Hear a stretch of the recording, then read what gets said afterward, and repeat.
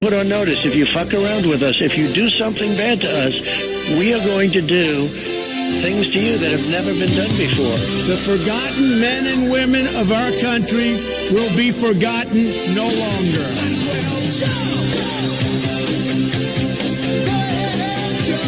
2024 is our final battle. They stole our jobs and they plundered our wealth. The future does not belong to globalists. The future belongs to patriots. The activation word, Ronald McDonald. We will drive out the globalists. Patriots go. We will cast out the communists. America will start winning again. Winning like never before. We will bring back our jobs. We will bring back our borders. And we will bring back our dreams. Hey guys, what's up? It's your girl Kelly, and we are back with another video. If you guys are new to the channel and you enjoy true crime stories, news, politics, and so much more, please go ahead and hit that subscribe button, guys. I really would appreciate it. And if you are a returning listener, subscriber, well, thank you guys, as always, for being a friend. I really appreciate y'all, and please like the video if you like it. Give me a comment, whatever you can do. It really does help me out, and it's a free way to do so. And I thank everyone in advance for watching this video. You know the thing. So let's get right into it. Okay guys, let's just jump right on into what we're going to be talking about today. You know, lots been happening, as you guys all know, with the news cycle and with the upcoming election. You know, there's been a new declaration by the WHO of a global emergency because of gay monkeypox. There's been all kinds of shenanigans with the Kamala Harris campaign and people claiming that things are AI. You know, people are losing their shit because Trump did a space with Elon Musk. You know, the UK is still an utter shambles. I mean, it's just been a lot, you know. We may be getting a female president in this time, in this horrible time that we're all living in, guys. This time of utter carnage and, you know, just madness and chaos. We might be having a woman.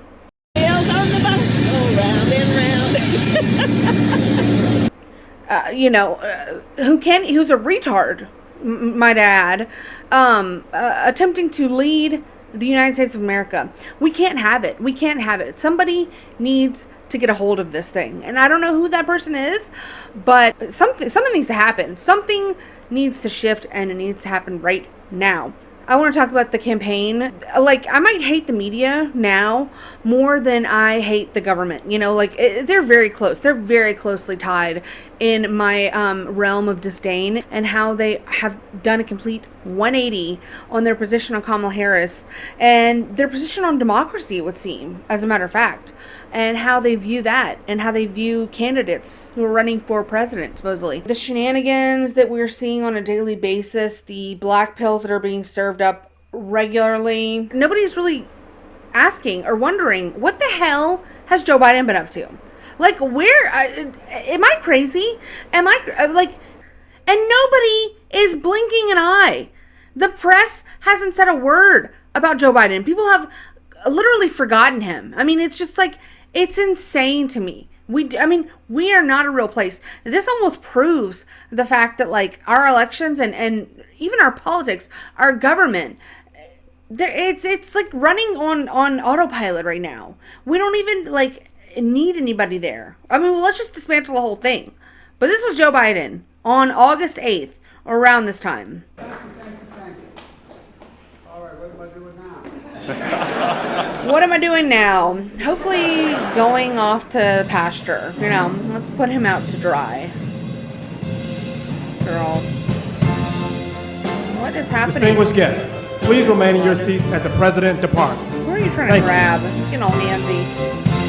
Yeah, get out of here. Oh my god, he's going for a little boy. Oh my god! Somebody get the child. He's going for a child. Somebody help him. For the love of God. He bypassed the adult to go talk to the little boy. Typical Biden shit. His dad was sitting right on the side of him, but he could give a shit less about that. He wants to sniff that little 5-year-old's hair. So that's what he's up to. Very hard to get any information at all on what Biden's been up to. Tom Bevan over at Real Clear Politics actually went and pulled the president's schedule just to see what he's actually doing, what Joe Biden's actually doing. This is last week. He posted this on August 8th. And he wrote, his schedule this week is truly absurd. One phone call on Monday, nothing on Tuesday, nothing on Wednesday, one phone call and a ceremony on Thursday, and then off to the beach house. He adds, any employee or CEO who did this would be fired. Biden is the leader of the free world, working 10 hours a week, and our media couldn't care less. They want him to coast, I guess. They feel like he deserves it because he stepped down. So it's like out of respect, even though we have two wars going, the Middle East and Ukraine, and we may be seeing an expansion of one or both. If you don't hate the media enough, guys, I said this in my last video, this is a recurring theme now. The media is the enemy of the people. They are lying, they are covering, they are dangerous to our country, to our health, to the health of our future generations. The media is the devil, quite literally. I denounce the media. And, that is one institution that I will absolutely denounce. They are psychotic in the way that they are covering for this administration and hiding what is really going on and how they refuse to have any sort of curiosity as to this man who's supposed to got 81 million votes. Okay, stolen election. I'll just leave it there. But that's what's going on with Joe Biden, or what's not going on with Joe Biden, I should say. And nobody, like she said, gives a shit. Nobody is asking about it. Nobody's talking about it even on Twitter. Everyone's so, wrapped up in, oh my God, Kamala Harris is so brat. Oh my God, she's so freaking brat. It makes me want to literally, I don't even want to be here anymore. I want to move to a different country at this point, honestly. And if that lady wins, if she somehow pulls this off, undemocratically gets placed into the presidency after not having to run a primary, not having to run an actual campaign, not giving it's been 3 weeks since she has been, installed into that position as the Democrat nominee. And we have not heard one thing. And nobody cares. The media doesn't care. They're too busy doing incestuous bullshit like this. Trump has kind of been thrown on his heels by this, and he's not really sure how to go after Vice President Harris. He knew his attack lines on President Biden. He really has struggled with how to go after someone who's 20 years younger than him, who is a different gender, a different race. It's kind of been this moment where he has not been able to coalesce around a single attack line. I know you guys are objective over there, that you just report the news as it is. Oh, I know. CNN makes it. I know that's supposed to be a laugh line. I wasn't supposed to be. Yeah, but, you're a joke, bitch. I guess it is. Yeah, y'all are both ridiculous what I wanted to ask is that, but you guys still have your own feelings and your own bets about what's going to happen on a daily basis. Girl. Did you think that Biden was going to step down? Did that take everybody over to CNN by surprise? So first of all, why is a CNN journalist, an anchor for CNN, okay? This is supposed to be a newswoman. This is supposed to be someone who is hard-hitting and trying to seek the truth on behalf of the American people. A journalist. It's a very, alleged journalist, okay? Why are we having these people on late shows? This is the Late Show with Stephen Colbert, okay? This is how incestuous the media has become. He is interviewing this CNN anchor, okay? This manly looking woman who is just an absolute disgrace and a joke of a person to begin with. She's not a serious person. She's not to be taken seriously or to be believed about anything. But the fact that this is what they're doing now is just, it's literally the definition of they think everyone's stupid, they think we're all ignorant, and they're playing in our faces at this point. They are really rubbing our noses in it at this point. This is what this is. This is all slap in the face. This is insulting to my intelligence and to all of your intelligence. This does not get you feeling fast and loose with your, disdain for the media. I don't know. I just don't know. Like I said, this was an insult. This was such an insult to have this woman up here. And then even the audience, the liberal, shittard audience of Stephen Colbert, okay, which is embarrassing if you're in that audience. had to laugh when he tried to obfuscate and say that CNN was a serious news place that had no bias. Even they knew that you're ridiculous. Okay? So I say all this about the media to say that, like, they are the reason why all of this is happening and why we're seeing what we're seeing now going on with, you know, these political campaigns with Trump and with Kamala Harris. Like, people are going crazy over Kamala Harris, and there's all this, like, energy behind her. There's several reasons for it. It's, you know, just the media bias is the absolute number one. The other thing is that, like, she hasn't spoken. She hasn't actually, you know, been asked any probing questions. People are too busy doing glowing pieces about her. And I mean, the Trump campaign is doing no better. And the same things that are working for Kamala Harris are working against Donald Trump.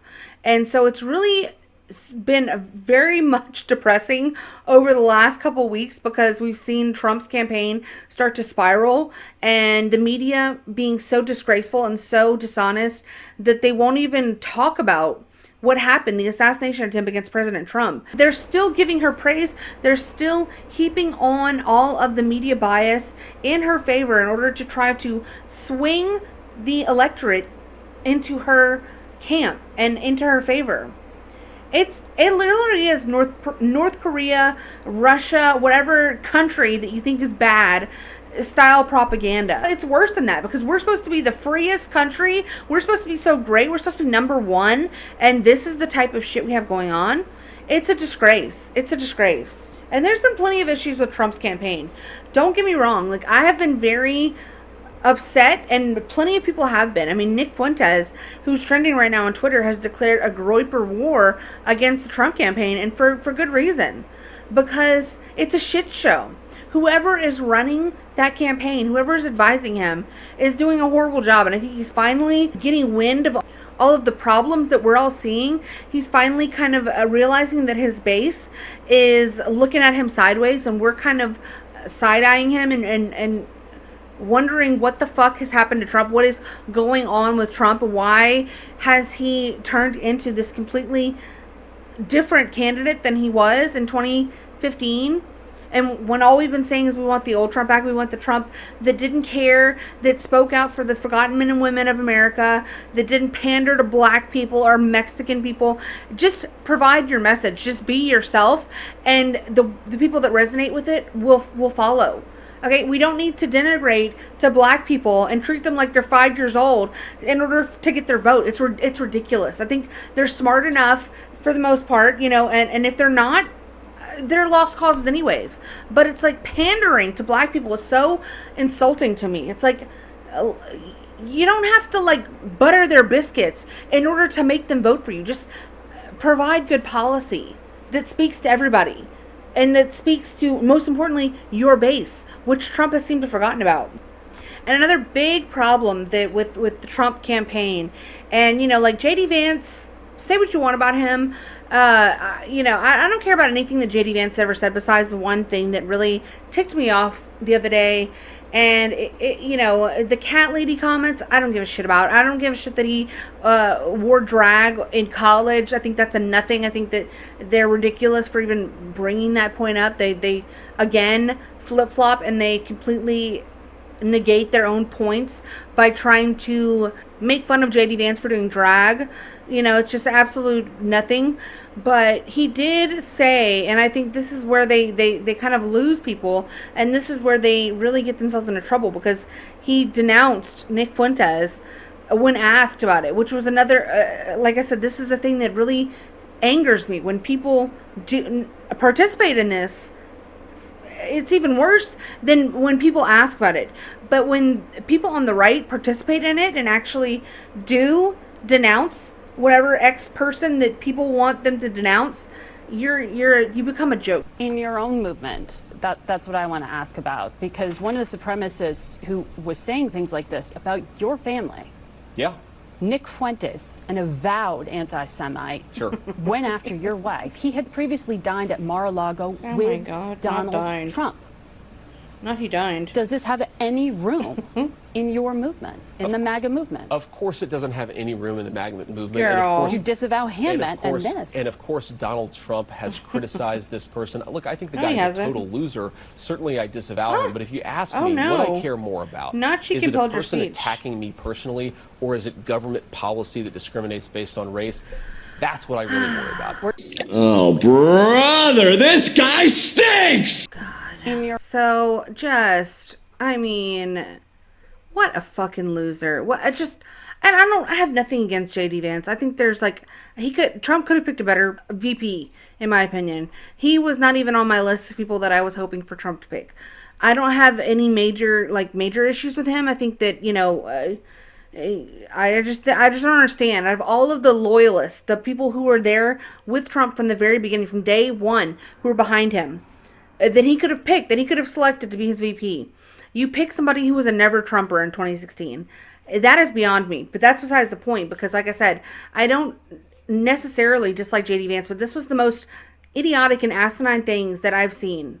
And I was so disheartened by this. Seeing this and reading this, whenever I saw it, like when I first woke up, I was just so disheartened. I was so annoyed, because how are you going to first allow somebody to sit there and make you disavow somebody else? You just did the thing. You just did the thing that is so stupid to me, and I don't respect anybody who participates in this. I don't respect her. I don't respect him.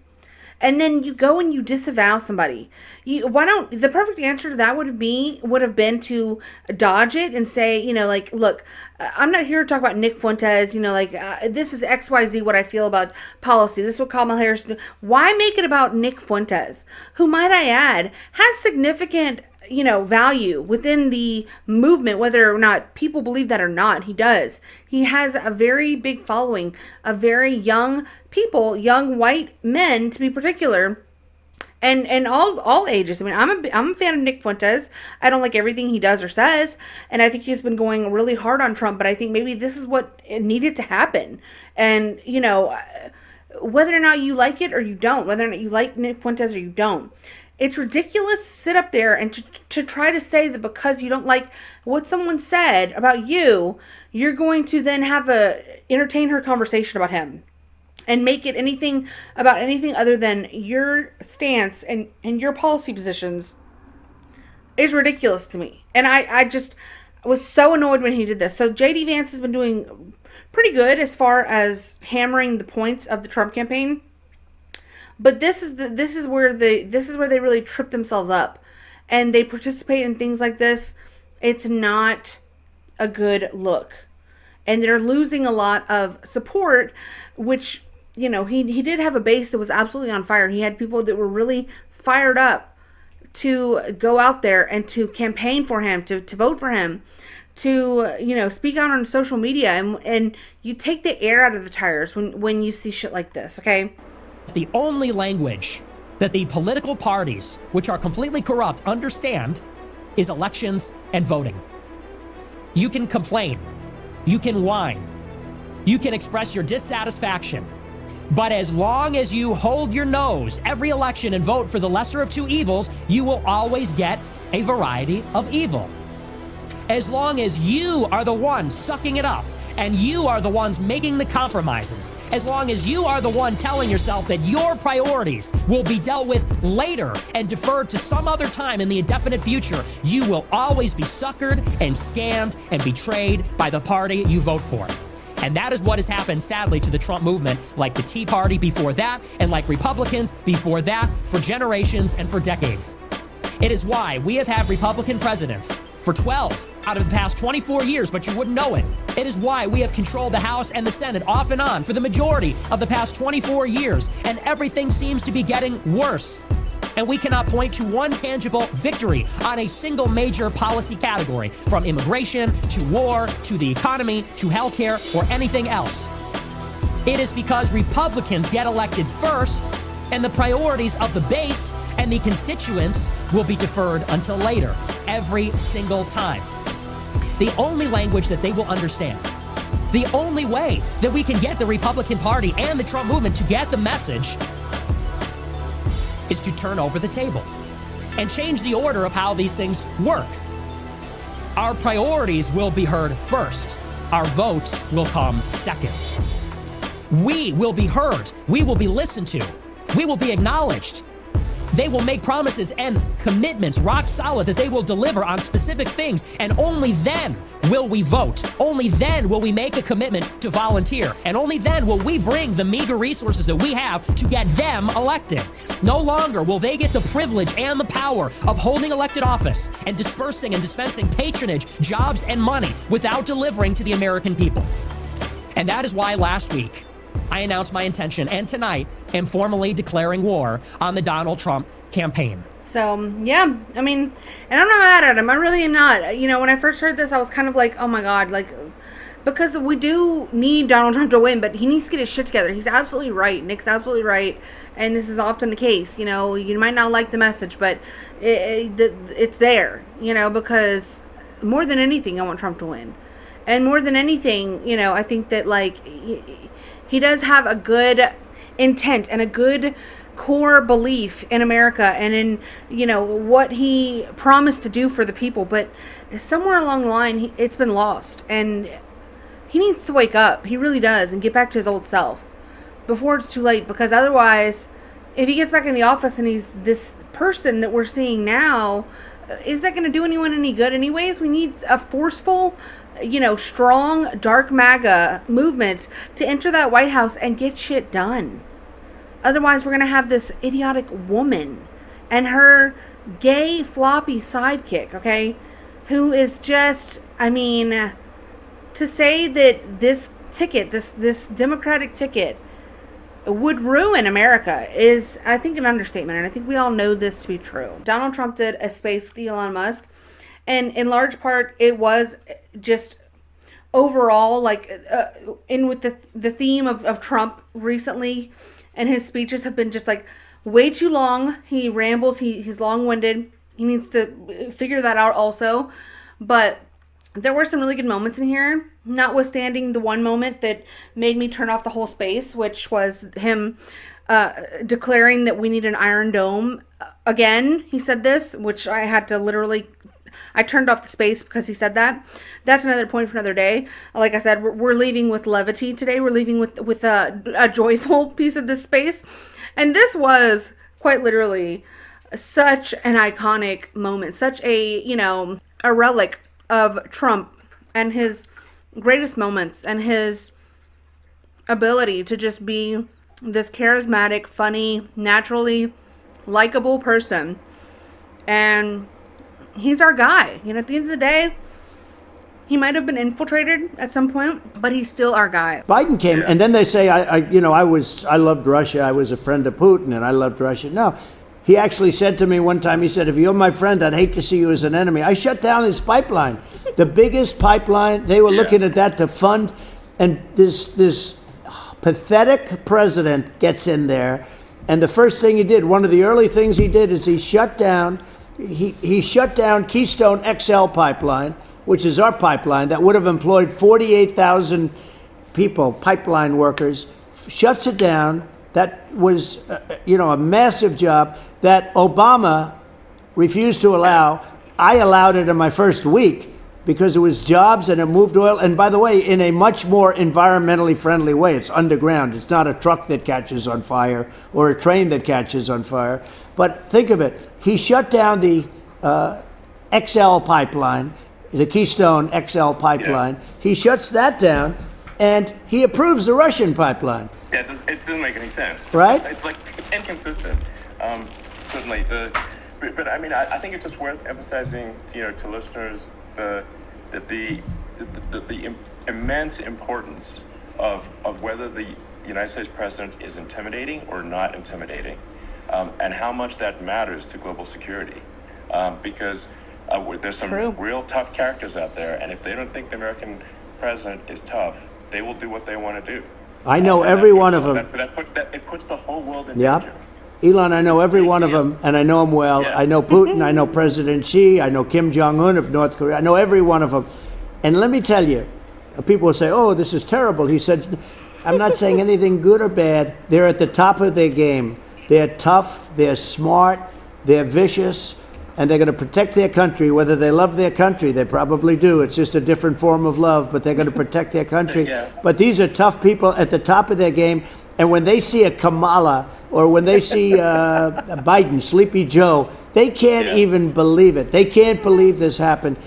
All the stuff that you're seeing now, all the horror that you look at Israel, they're all waiting for an attack from Iran. Iran would not be attacking, believe me.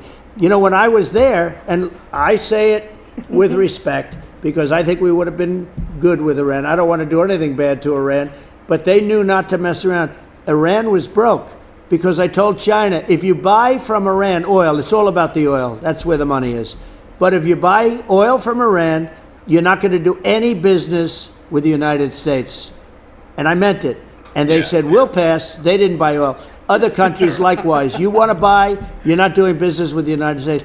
And they were at a point where they had no money for Hamas, they had no money for Hezbollah, they had no money for any of these instruments of terror, and it was amazing. In fact, there were articles when I was leaving, which is hard to believe actually, especially when you look at what's happened to our country. Our country is so bad right now. It's such a different place. We were respected. Think of it. 4 years ago, we were so respected to a point where when I said don't buy oil, they didn't buy oil. But they had no money, and Israel would have never been attacked. Zero chance. And again, I said to Vladimir Putin, I said, don't do it. You can't do it, Vladimir. You do it, it's going to be a bad day. You cannot do it. And I told him things that what I do, and he said, no way. And I said, way. And you know, it's the last time we ever had the conversation. He would never have done. I got along well with him. I hope to get along well with him again. That right there was reason enough for me to vote for him. I mean, like, notwithstanding everything else we just talked about.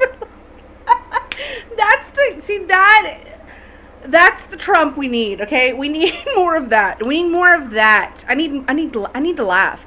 I'm a woman who loves to laugh. Okay, make me laugh. Okay, it's just like people are just but it's funny in a way that like it's just I can't even explain. I can't even explain the joy that things like that brings me. That is lore, American classic lore that cannot be explained and it cannot be disregarded. Okay, that's a thing of beauty right there. So you know, Vladimir Putin said to me, he said, "No way," and I said, "Way." I mean, what can you do with that? What can you do with that other than just put it back in the White House? But we can only hope. We must all pray. We must all band together. And we must all still hold Donald Trump accountable. Because at the end of the day, he cannot forget the promises that he made, you know, because he did keep some of them, but not all. And we got to hold his feet to the fire for his own good and for the good of the country and for the good of all of us. Okay? So that's just where I'm at. But you guys, where are y'all at? I would love to know. But, you know, Elon Musk did post this. This is another classic American piece of lore that needs to be put into a time capsule. So. Well, you can tell by the way I use my walk. I'm a woman's man. No time to talk. Music loud, women walk. Being kicked around since I was born. Never tolerate. That's okay. And you may look the other way, but we can try to understand. And do your time to make no man. Whether you're a brother away, you're a mother, you're staying alive. Staying alive. Feel the city breaking and everybody shaking. You're staying alive. Staying alive.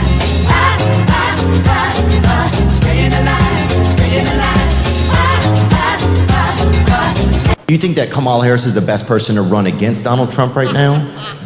Well, she is the person, and that's...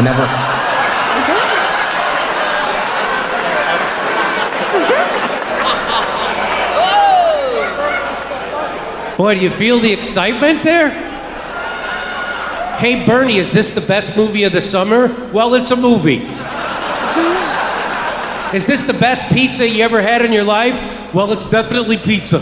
You know, I ran in 16, I ran against Hillary Clinton, I ran in 20. Yeah, I remember, and I felt like you didn't get treated fairly, to be honest with you. And that's what happens when you take on the establishment. So what happened is we won the first 3 primaries, and then the establishment got very, very nervous, and they got there were a whole lot of candidates in the Democratic primary.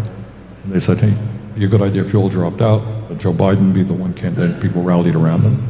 And do they call, is there a call that you get and it's like you're not going to move forward? Is it just like news articles? Like how does the establishment Well, what happens work? is I won the popular vote in Iowa, I won the New Hampshire primary, I won the Nevada primary, and those were the first three. And then front pages of the New York Times, Democratic establishment very nervous, Bernie Sanders could win the whole, we were doing very well in the polls. And, you know, I think behind the scenes, people saw, you know, there were like 15 different candidates. And they were splitting up the vote, and that's how I was not necessarily getting over 50%, I was getting more than other people, so I was on the way to victory. And they said, look, Bernie shouldn't be the candidate for a variety of reasons, we don't want him the candidate, drop out. And then on one day, a lot of people wanted to do this, a lot of people dropped out.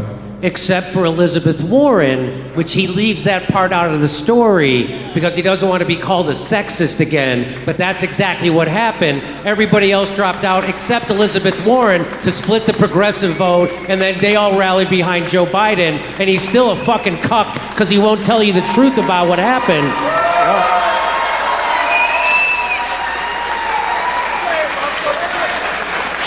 Jimmy, they have way worse stuff on me than that. And what did he do? He went on, and did he make those people who cheated him in 2016, in 2020, did he make them pay a price? Did he even extract any concessions from them for his endorsement? No, he didn't make them pay, he didn't call them out, he just endorsed them. That's what Bernie Sanders did, and that's why the country's in the place it is because motherfuckers who know better don't say anything and they fall in line like good little boys.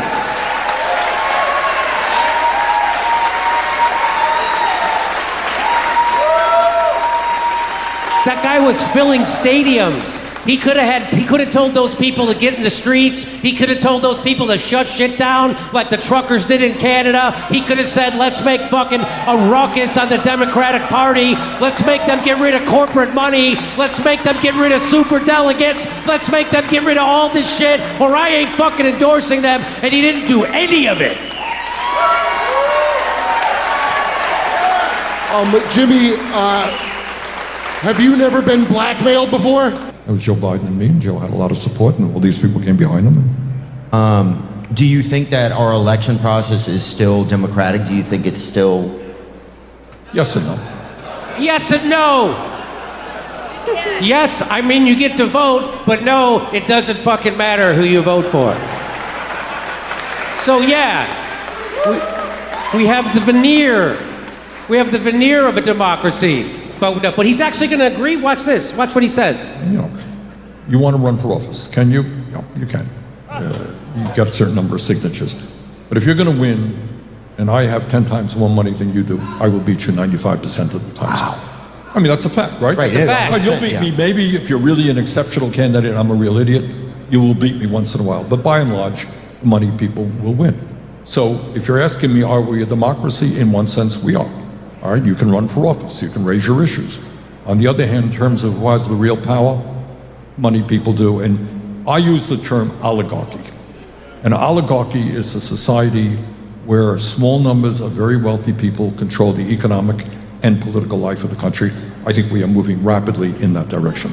Yeah, I feel like to me, it feels like an almost privatized communism in a way. Right, that's a very good point. It's an interesting way of looking at it.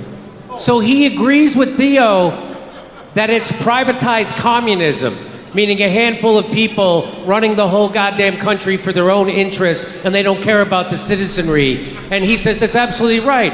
And what does he do about it? Fucking nothing. He endorses the private communism, and he says you gotta vote for Joe Biden and you gotta vote for the Democrats. Why? Because Donald Trump, a real estate game show host, might become president. So we gotta vote for fucking privatized communism. That's what he's actually saying. And no matter what, if Trump and J.D. Vance do win, God willing, it's still not going to change the fact that we'll have these permanent swamp monsters that will be somehow make their way into their administration and somehow still have these people that are just permanent Washington fixtures that are going to throw a wrench into the whole operation and are going to cause problems. So it's just kind of a fighting an uphill battle anyways. But then you look at the Kamala Harris and Tim Walz campaign and you just know that this cannot happen. This cannot happen. And I just want to say that, after looking at a lot of these videos and looking at a lot of these events that she's going to, and that, this goofy fucker, Tim Walz, who people are calling like their daddy or something. It is the weirdest thing, the way that they have like skyrocketed these people into the national spotlight and just made these two goofy individuals into like idols. My only conclusion that I can come to is that like our electorate, our general electorate is for the most part uninformed idiot retards, okay? I mean, it's just, and that's what we're dealing with right now. I mean, I truly believe that election reform needs to happen. You need to be able to pass a competency test to be able to cast a vote in this country. Voting should not be just for everybody, okay? Because until everyone is even just informed, I would take informed at this point to give everyone an equal vote. Somebody who is a 75 IQ, who doesn't even know what Kamala Harris's policies are, and who just has Trump derangement syndrome, has the same voting power as someone like me who tries to stay informed, who tries to at least educate myself on this. And a lot of these crazy liberal women, I mean, they might be informed, but they're just psychotic. But we can't even agree on like common sense. We can't even agree on whether or not someone's fit to run the country. And that's what we need to be looking at, is not, who gives us the better vibes. It's all about a vibe. And these idiots who are planning on casting a vote for Kamala Harris very, very enthusiastically, okay? They are out there in the streets spreading their nonsense. They have no idea what they're talking about. Ooh. Oh my God. Is that real? But I want you guys to look at this. This is your average Kamala Harris voter who doesn't know a damn thing about anything, but yet their vote counts just as much as mine, just as much as yours. It doesn't matter how little they know about anything. They're still going to get to those polls and pull levers and put these people into positions of the highest power in the world. For what reason? They can't explain to you. Today we're trying to find out from the attendees what Kamala Harris's greatest accomplishment has been as VP. I mean, honestly, I'm not too into politics. I'm just here for the vibe. Becoming the first female vice president. Oh, wow. So becoming the VP is the best accomplishment? Yeah, absolutely. Being a good person. Oh my God, just being a good, wow. Yeah, she's I don't know. Hello? She seems really good for women. Oh my God. Harris is there with the energy. She has a lot of enthusiasm, so it's important to get behind her. Oh, What really? is Kamala's top accomplishment, you think? Oh, girls. Hello. I can't say anything right now. Mm. Give me a second. Wow. Her top Look at this loser. contributions to policy as VP. POTUS is a black job. How racist is this? What in the fuck? What do these people think? What do these white liberals think? This is the worst group, guys, and we have to get these people back. We really do, because these are our fellow brethren, like as white people. I mourn the loss of these people because their brains have turned to mush. I don't understand this shirt. What is this even? And he's making fun of Trump saying black jobs. I think we all know what Trump meant by black jobs. He meant the jobs that black people hold. It's like ridiculous. They don't even know what it is that they're making time to have put and printed onto a shirt. And this man, let's see what kind of answer he gives. It's just, I cannot stand this.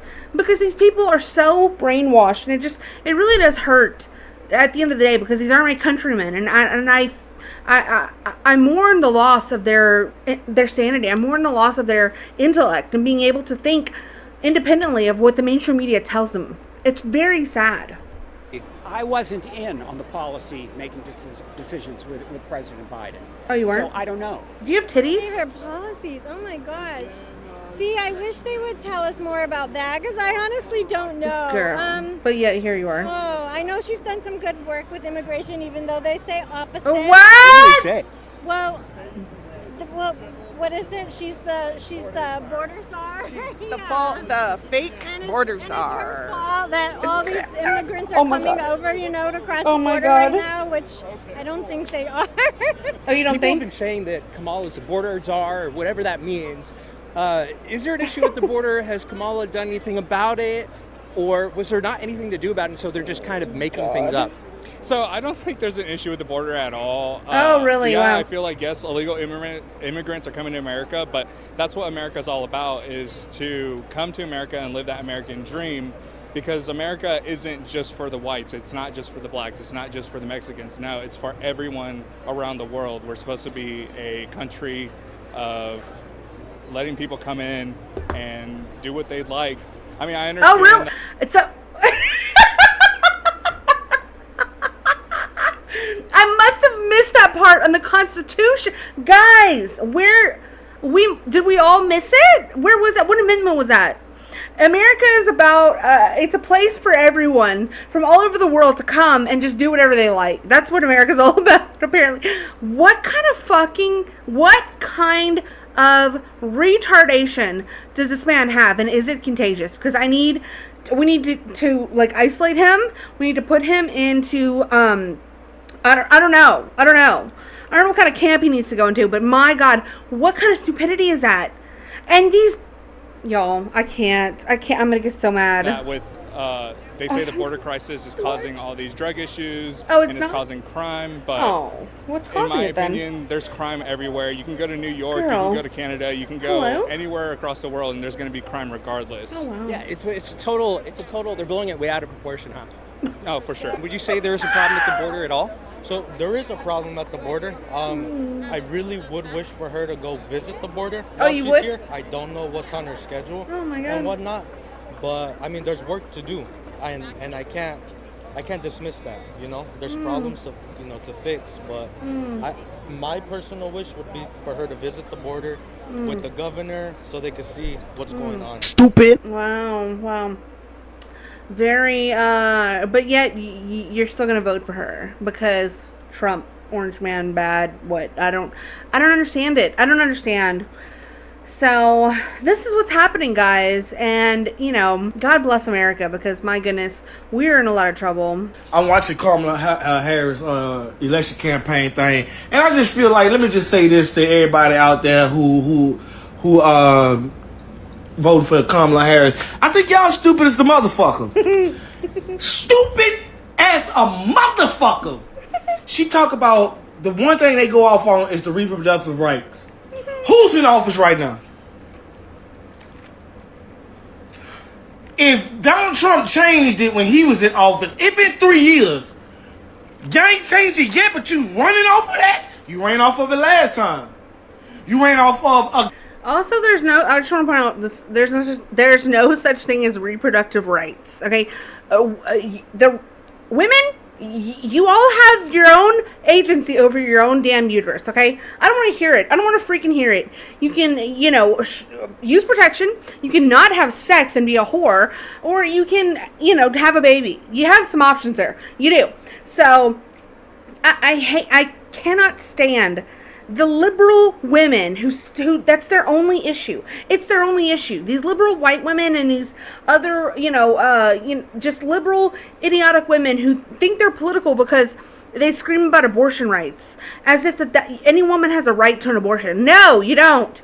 You can still do whatever you want with your uterus. You can still do whatever you want with your own body. It's just that the state doesn't have to participate in it, okay? And the state and people who don't agree with that don't need to be paying their taxpayer dollars towards your abortion, okay? That's the only thing. Nobody gives a damn how many of your own babies that you kill. I mean, we care. We do care. And we'll pray for you. I do pray for those people, and I think that it's horrifying.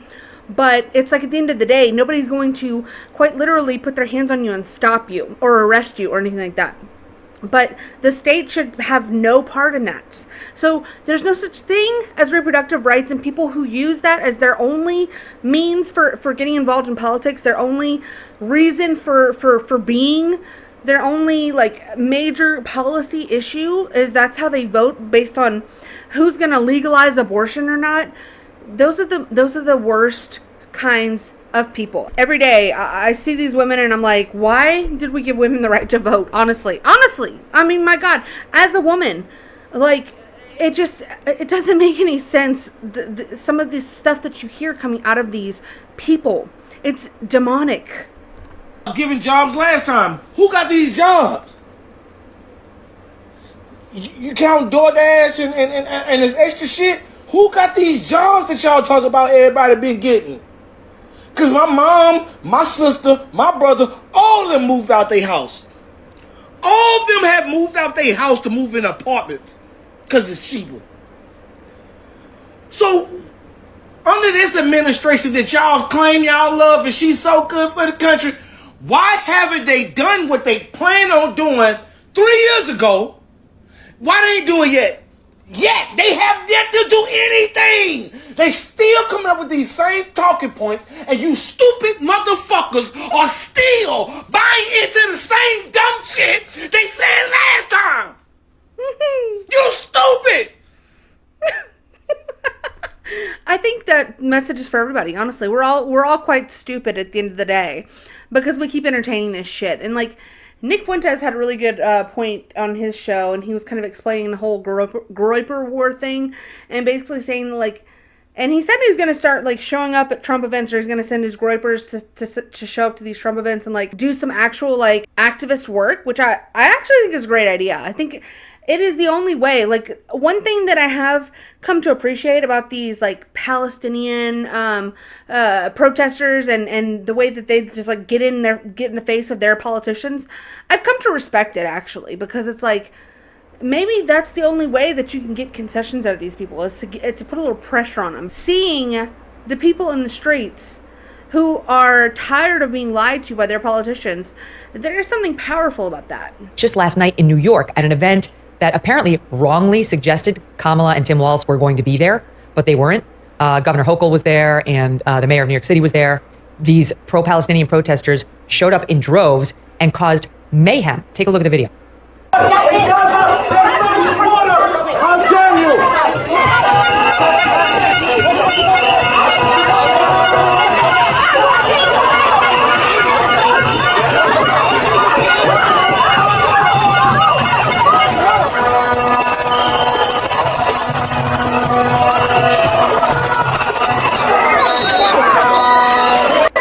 There, smoke bombs. This is insane. I mean, like, for the listening audience, it was absolute pandemonium. They were outside of a restaurant in Harlem called Bird in Hand. Again, because there had been a suggestion that Kamala and Tim Walz were going to be there. They wound up getting stuck with Mayor Eric Adams and Governor Hochul. And the Bird in Hand owner, Brian Felicita, gave the New York Post an interview saying a handful of people from the community swung by for an informal dinner after the rally that these Dems were at. He suspects some of the protesters followed them to the restaurant. He credited cops for their quick action and his staff. He estimated damages to the restaurant's outdoor seating area at least a few $1,000s. It's my flowers that took the worst of the beating, he said. Myself and my business partner were both born and bred New Yorkers. We're for everybody. I don't know what the target or intention was based around this, but it makes no sense to me. Meanwhile, they are outside graffitiing police cars with Free Gaza. Over a dozen people were taken into custody. The stunned patrons were looking on. The cops were taking rebel rousers into custody. The crowd circled the police. You heard the whistles, the sounds, smoke bombs. This is just an event in Harlem, Maureen. This isn't the Democratic National Convention, and their party is more fractured than their joyful messaging next week is going to lead us to believe. And I do hope that there's some chaos to be sown at the Democratic National Convention. I hope that they have absolute, utter civil war, like democratic civil war, not literally, but like, you know, just the ideologues that are going to come together for the DNC. I hope there is a major clash of ideas there, and it needs to be seen. And I just wish that like conservatives and Republicans alike, you know, would have similar scenes of chaos, because that's what our politics right now really kind of is calling for. I mean, this is we're on the verge of losing the country. We are on the verge of seeing this incompetent, idiotic woman who was hoisted into a position of power by having sex with the mayor of San Francisco and then being picked as a DEI hire, and now maybe elected president because people don't like Trump and because he has mean tweets. And people are just tired, of all the meanness. Can we just all come, let's just sing Kumbaya and sit in a circle and close our ears to all of the bad shit that's going on in the world. We don't want to hear about things like this, about Gaza, or about all of the disgusting wars that are going on that are not approved. They're not actually voted on by the American people. They're illegal wars that we're sending money to. We're sending even soldiers to. Okay? They don't want to hear about that. They don't. So why don't conservatives get a little rowdy and start getting in the face of these people at these events that they're holding, and hold these people accountable, because it's high time. And I would actually love to see, all these people kind of come together, like left and right.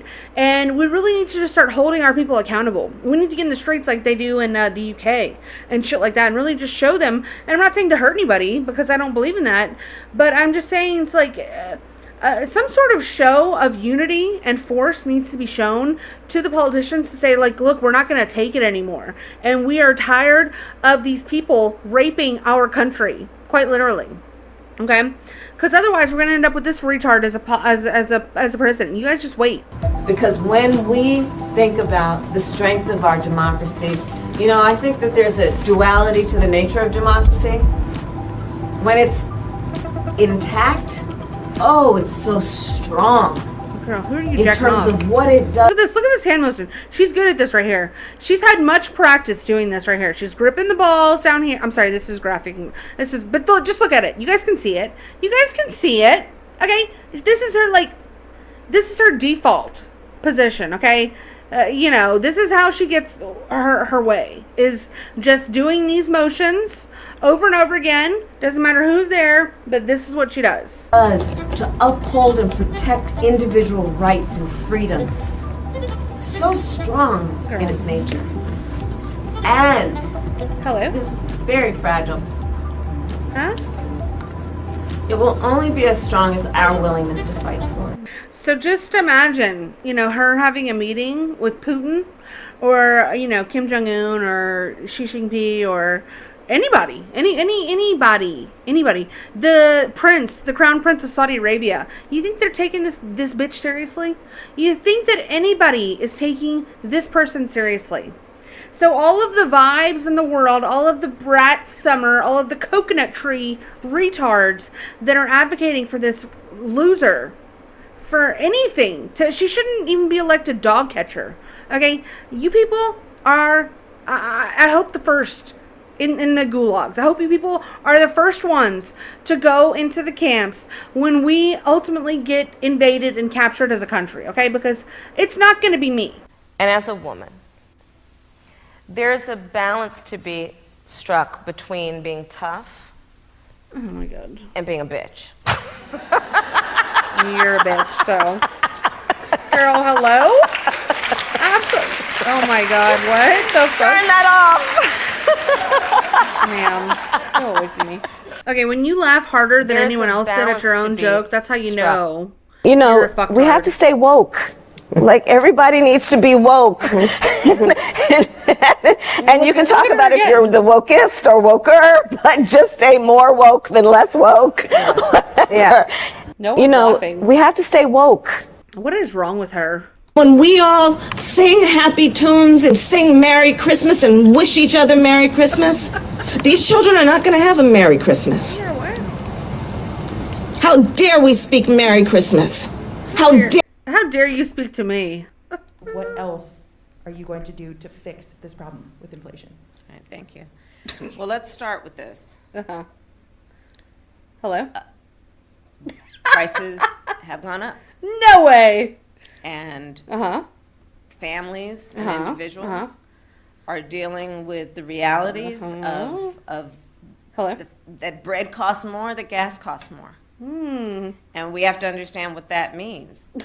That's about the cost of living going up. Shut the front That's door. about having to stress and stretch limited resources. That's about a source of stress for families that is not only economic, but is on a daily level, something that is a heavy weight to carry. So it is something that we take very seriously. What you just said is one of the most insanely idiotic things I have ever heard.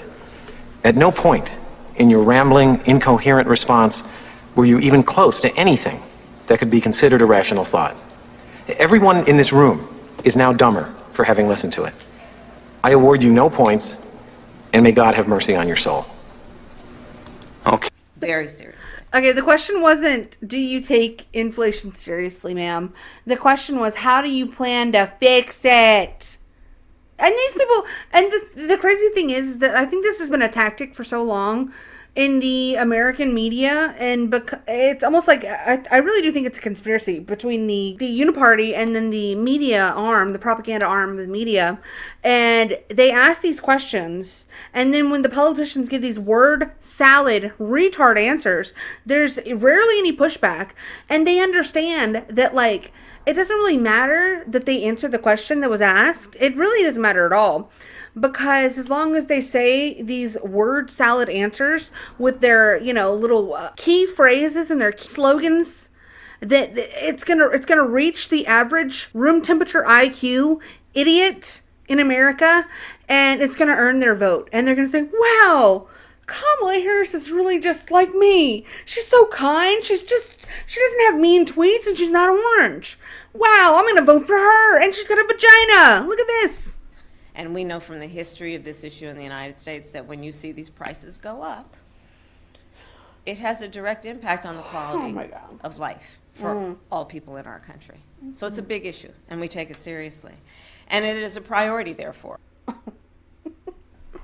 For them. And I would not be standing here were it not for the education I received. And I know many of us will say the same thing. And by the education she received, she really means the mayor of San Francisco's wiener while he was married. That's the education she received. She received it in many of her orifices. And I believe a child going without an education is tantamount to a crime.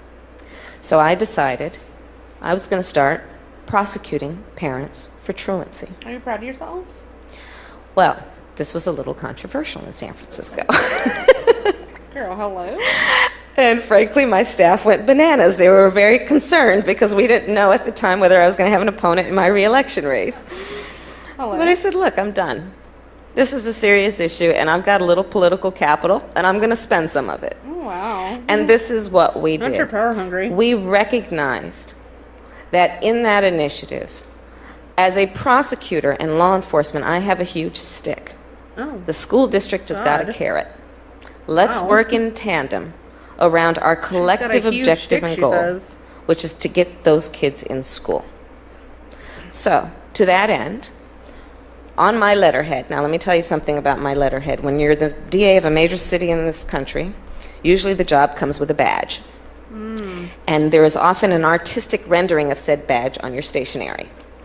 So, I sent a letter out on my letterhead to every parent in the school district, outlining the connection that was statistically proven between elementary school truancy, high school dropouts, who will become a victim of crime, and who will become a perpetrator of crime. We sent it out to everyone. A friend of mine actually called me and he said, Kamala, my wife got the letter. She freaked out.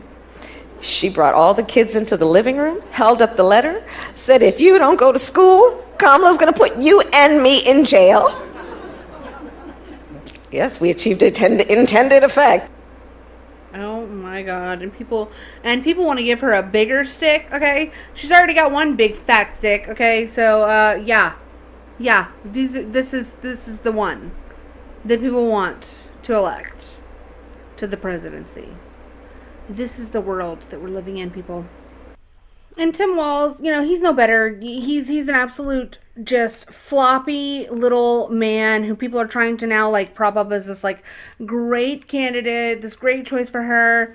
And he oversaw the George Floyd riots. I think we all know how that went, in Minnesota specifically. This lunatic wife that he's got, okay? So I just want to show you guys a couple clips of her just to see what it is that we're actually working with here and who we're elevating into these positions of power.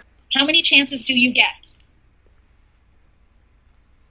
My answer to that is as many chances as you need, which doesn't really please those law and order people. And having a chance every day. Like, how many chances do you get? So it's really easy for a white liberal woman to say this in regards to, you know, those law and order people, you know, those people that like to have safe communities and safe streets free of criminals who like to break the law over and over again. She thinks that we should give these people as many chances as it takes, right? Easy for you to say, ma'am, from the governor's mansion, okay? Where you have security, where you have people protecting you. This is so tone deaf to me. I would say those first days, you know, when there were riots, I could smell the burning tires. And that was a very real thing. And I kept the windows open for as long as I could because I felt like that was such a touchstone of what was happening. Stop it. Get some help. Hello. What the fuck? I mean, I'm scared. I'm kind of scared of her. Like, that clip kind of terrified me. Not gonna lie.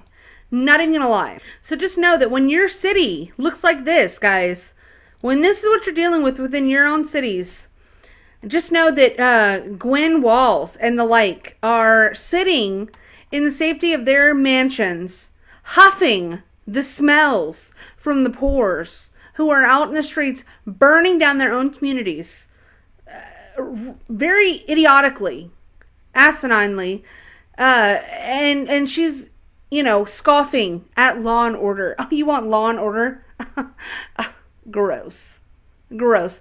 Open up the windows, honey. I want to smell the tires burning from the rioters. I want to huff some more tire smoke.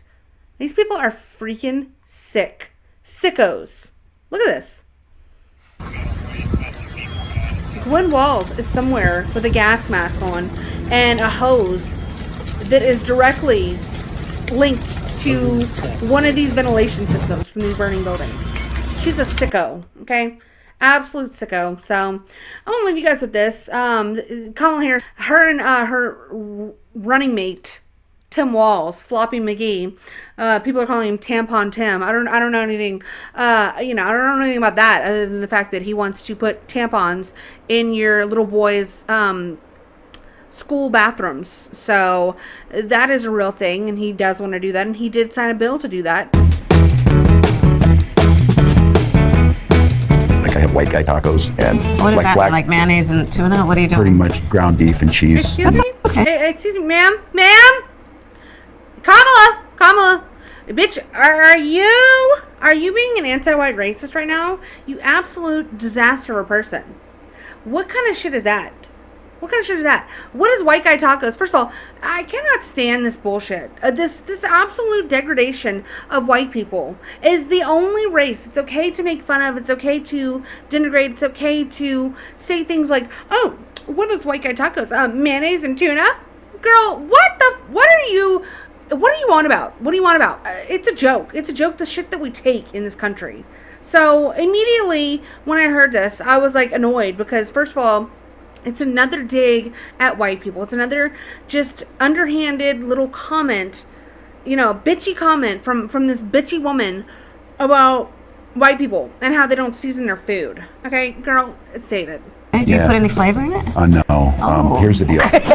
No, they said to be careful and let her know this, that black pepper is the top of the spice level in Minnesota, you know. I'm the first vice president, I believe, who has ever grown chili peppers. Well, trying to expand my food knowledge. You know, we've got some cantaloupes. You'll be fine. Yeah. So what? I called was hoping you, maybe Tim. we wouldn't have to. I called you, Tim. Yes. You didn't answer, Tim. I know. What happened? The most important call of my life. It popped up, and we didn't recognize the caller ID, and it went to voicemail. Hi, this is Tim. I'm not able to answer.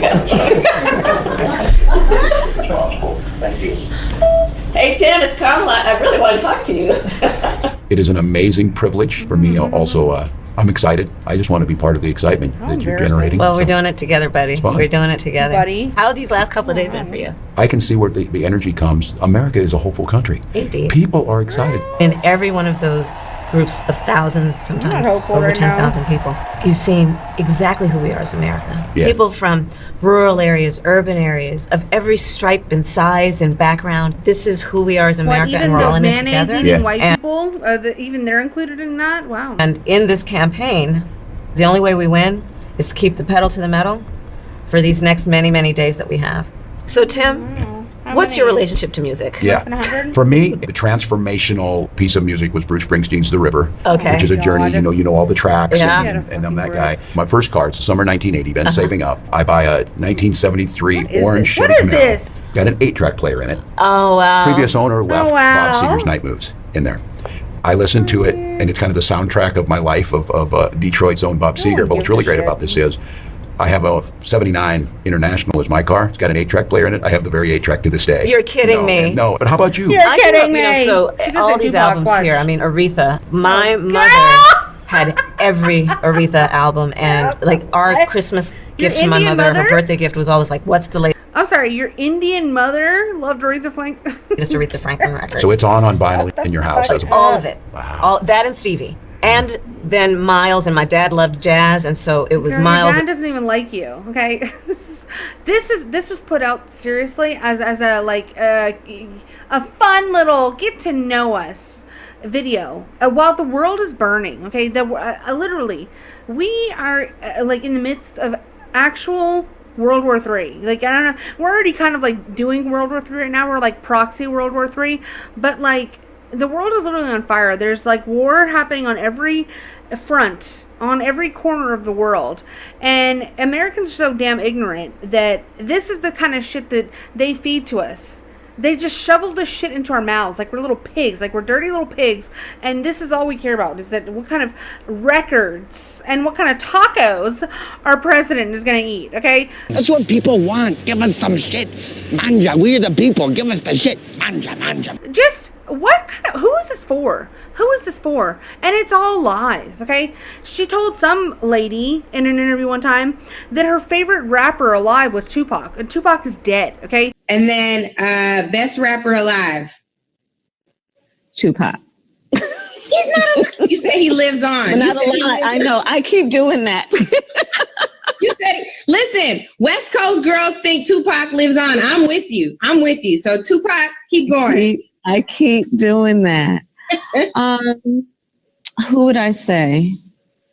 I mean, there's so many. I mean, you know, there are some that I would not mention right now because they should stay in their lane. But others, I don't know what that means. I want to know who one of those are. Keep going. Keep moving. Okay, Keep moving, Angela. All right.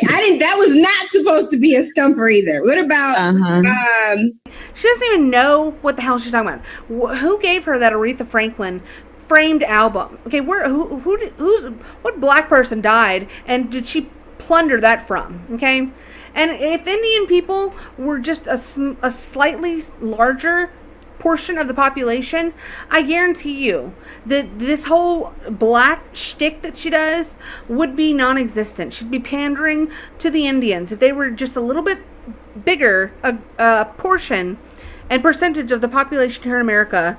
You black people wouldn't even know that this woman had any black in her whatsoever. Okay, so she's such a chameleon. She just goes wherever the wind blows. And look at this loser right here in his damn face. And the comments are even more depressing, guys. So I don't know. We're just ultimately I come to the conclusion that we're just cooked. Okay, because people care more about this right here, like this right here. Now this is how a conversation should go in politics. Thank you for bringing back. I can't tell if it's satire. What are you talking about? This is how a conversation should go in, afternoon tea. Politics should be about politics. And this one, I'm so tired of the cynical, jaded, mean, ignorant, divisive aggression. I'm so ready for the era of gentle, curious, supportive, earnest, and companionable interaction. Yeah. It's so refreshing to see how people just chatting normally and having fun, and neither is fixated on stating how smart they are, that they have the best words, or bullying people, putting them down. Please take us out of the Twilight Zone. This is the even okay. So yeah, let's just all just sing Kumbaya while the world burns, okay? And as long as we're not mean, or we don't say any mean words, okay, and we're not orange, then everything's just gonna be okay, right? We're who cares if we get attacked? If we have another 9/11, I'm sure that this kind of talk, this taco talk, will fare just great in those circumstances, But then again, who am I kidding? Because if we have another 9/11, it'll be planned by these two. So I don't know, guys. I don't know. So what do y'all think? Is it kind and gentler times, or is it time to just move to a different country? I don't know. I really don't know. Can't tell. But I would love to know what you guys think. And please let me know in the comments down below. And like this video if you guys liked it. And if you're not blackpilled by now, subscribe to the channel. I would really appreciate that, guys. And yeah, until next time, y'all take it easy out there. And I will see y'all later. Bye-bye. Put on notice, if you fuck around with us, if you do something bad to us, we are going to do things to you that have never been done before. The forgotten men and women of our country will be forgotten no longer.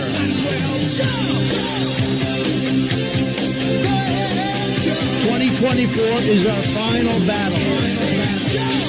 They stole our jobs and they plundered our wealth. The future does not belong to globalists.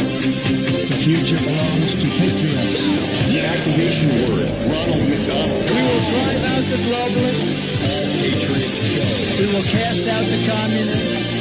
America will start winning again. Winning like never before. We will bring back our jobs. We will bring back our borders.